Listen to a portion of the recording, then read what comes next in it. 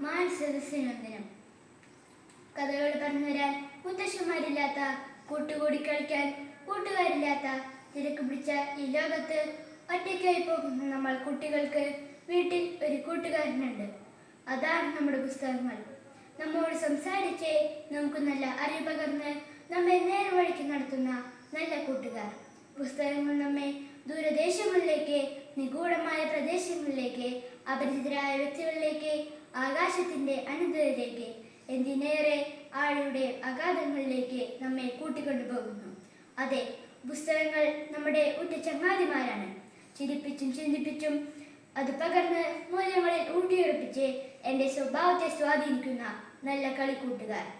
നാടിനെ അറിയാൻ, പ്രകൃതിയെ അറിയാൻ, ജീവിതം പഠിക്കാൻ പുസ്തകങ്ങൾ നമ്മെ സഹായിക്കുന്നു. നാം കാണാത്ത എത്രയോ പ്രതീക്ഷകൾ, വിഭിന്നമായ സംസ്കാരങ്ങൾ, വിചിത്രമായ ആചാരങ്ങൾ, അമ്പരിപ്പിക്കുന്ന നിർമ്മിതികൾ, ഇവയെല്ലാം പുസ്തകങ്ങൾ വഴി നമുക്ക് അറിയാൻ കഴിയുന്നു.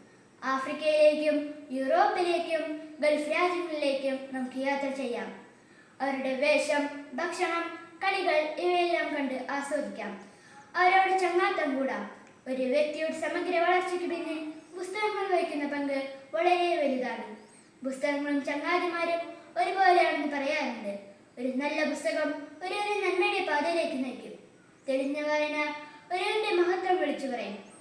പുസ്തകത്തിൽ നിന്ന് ലഭിക്കുന്ന അറിവും അനുഭവവും ജീവിതത്തിന് കാരണമാകും. ശരീരത്തിന്റെ വളർച്ചയ്ക്ക് ഭക്ഷണം പോലെ മനസ്സിന്റെ വളർച്ചയ്ക്ക് വായനയും ആവശ്യമാണ്. നല്ല പുസ്തകങ്ങൾ തിരഞ്ഞെടുക്കുക. വീട്ടിൽ അതുപോലുള്ള നല്ല പുസ്തകങ്ങളുടെ ശേഖരം വേണം. പുസ്തകങ്ങൾ ഒരു സാമ്രാജ്യമാണ്. നാം അതിനെ കീഴടക്കുന്ന യോദ്ധാക്കളും. കുഞ്ഞുണ്ണി മാഷിന്റെ പുസ്തകവരി ചൊല്ലിക്കൊണ്ട് ഞാൻ നിർത്തട്ടെ. പുസ്തകത്തെ പുത്തകം എന്നും പറയും. പുത്തകം എന്നാൽ പുത്തൻ അറിവുകൾ അകത്തുള്ളതാണ് പുത്തകം. നന്ദി.